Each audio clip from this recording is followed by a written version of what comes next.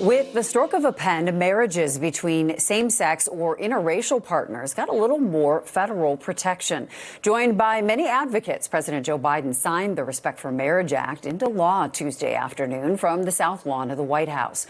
While that bill does not go as far as some more progressive lawmakers would have liked, the president called it a win for many Americans. This law and the love it defends strike a blow against hate in all its forms. And that's why this law matters to every single American, no matter who you are or who you love. The Respect for Marriage Act became a reality in large part because of the efforts of one Wisconsin lawmaker. Joining us now to explain, Spectrum News 1 political reporter Anthony DeBruzzi. Anthony, what do we need to know about what's been going on behind the scenes with this legislation?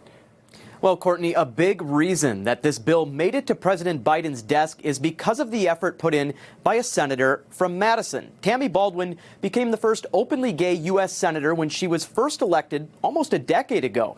Now, for the last several months, she's been seen as the deal maker, trying to garner bipartisan support for this bill by guiding it through a Senate that's divided by the slimmest of margins.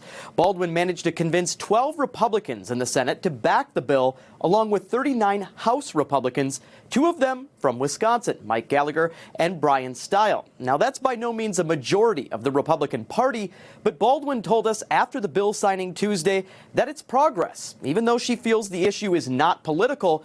Rather, for her, it's about love and families. We've seen ever since Obergefell was decided in 2015, public opinion change. And we hope that someday soon that's reflected in the Congress of the United States, both House and Senate. But we're getting there bit by bit. Anthony, obviously this issue is a personal one for the senator, but how did she become so involved and the timing of it? Why now? Well, this all stems from abortion rights, believe it or not, the U.S. Supreme Court overturning the Dobbs case in June. Now, you might remember that afterwards, Justice Clarence Thomas suggested the court should consider other precedents, like the one set in Obergefell v. Hodges. Now, that's the case that requires states to recognize same-sex marriage based on the 14th Amendment. So the Respect for Marriage Act is preemptive, trying to codify some of the rights in Obergefell to, if it were ever overturned someday, like it was with Roe v. Wade. Yeah, jumping off of that, how does this legislation, now law, hope to accomplish that?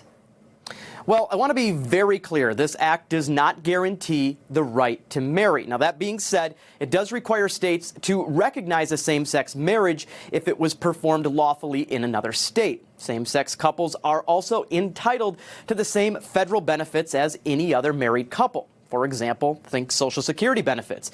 But if the precedent were ever to be overturned someday, the licensing of same-sex marriages would revert to state law. So in a lot of places, it could be banned again. A lot of information. Thank you, Spectrum News 1's Anthony DeBruzzi.